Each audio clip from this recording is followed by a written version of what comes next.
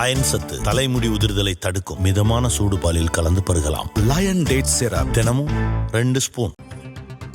வங்கக்கடலில் 48 மணி நேரத்தில் அடுத்த புதிய காற்றழுத்த தாழ்வு பகுதி உருவாக உள்ளதாக இந்திய வானிலை ஆய்வு மையம் தெரிவித்திருக்கிறது. அடுத்த 48 மணி நேரத்தில் வங்கக்கடலில் காற்றழுத்த தாழ்வு பகுதி உருவாகிறது. தெற்கு அந்தமானை ஒட்டிய பகுதியில் நாளை மேலடுக்கு சுழற்சி உருவாகிறது. அது தமிழகத்தை நோக்கி நகர்ந்து வருகிறது என்று இந்திய வானிலை ஆய்வு மையம் தெரிவித்திருக்கிறது. இது குறித்த கூடுதல் விவரங்களை வழங்குவதற்காக செய்தியாளர் வேதவள்ளி இணைகிறார். வேதவள்ளி, ஃபெஞ்சல் புயல் அதற்கு அடுத்ததாக இப்போ 4வது ரவுண்டாக மழை பெய்து கொண்டிருக்கிறது. இனி அடுத்ததாக 48 மணி நேரத்தில் ஒரு புதிய காற்றழுத்த தாழ்வு பகுதி உருவாகும் அப்படின்னு சொல்லியிருக்காங்க. அதனுடைய நகர்வு எவ்வாறு இருக்கும்? அது தமிழகத்தில் என்ன தாக்கத்தை ஏற்படுத்தும்? அதோடைய நகர்வு தமிழகத்தை நோக்கி தான் இருக்க போகிறது திலகவதி. கடலோர மாவட்டங்கள்ல மீண்டும் பரவலான மழையை கொடுக்க போகிறது அப்படின்னு நம்ம எதிர்பார்க்கலாம். தெற்கு அந்தமான் கடற்பகுதியில அடுத்த 24 மணி நேரத்திற்குள்ளாக வளிமண்டல மேலடுக்கு சுழற்சி உருவாகும் அப்படின்னு இந்திய வானிலை ஆய்வு மையத்தால அதிகாரப்பூர்வமாக அறிவிக்கப்பட்டது. ஏற்கனவே நேற்று செய்தியாளர் சந்திப்பின் போது வானிலை ஆய்வு மையத்துடைய தென்மண்டல தலைவர் பாலச்சந்திரன் வாய்மொழியாகவும் அதனை சொல்லியிருந்தாரு. இப்போது வானிலை ஆய்வு மையம் அதனை உறுதிப்படுத்தி அறிக்கையாக வெளியிட்டிருக்கிறது.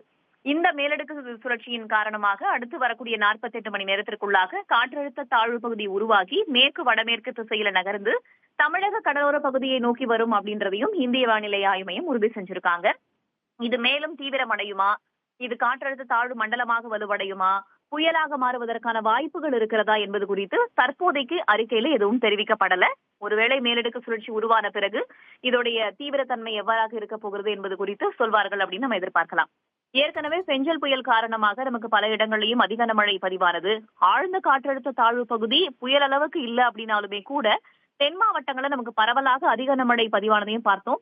இப்ப வரக்கூடிய சலனமும் பரவலான மழையை தமிழகம் முழுவதுமே பரவலான ஒரு மழையை கொடுக்கும் அப்படின்னு தான் எதிர்பார்க்கப்படுகிறது. ஏன்னா ஃபெஞ்சல் புயல் கரையை கடந்து சென்றாலும் வலுவிழக்காமல் மழையை கொடுத்து எப்பவுமே இந்த புயல் மாதிரியான விஷயங்கள் என்ன பண்ணும் அப்படின்னா கடலோர மாவட்டங்கள்ல தான் பரவலான மழையை கொடுக்கும். வலுவிழக்க தீவிரத்தன்மை படிப்படியாக குறைஞ்சிட்டு தான் போகும்.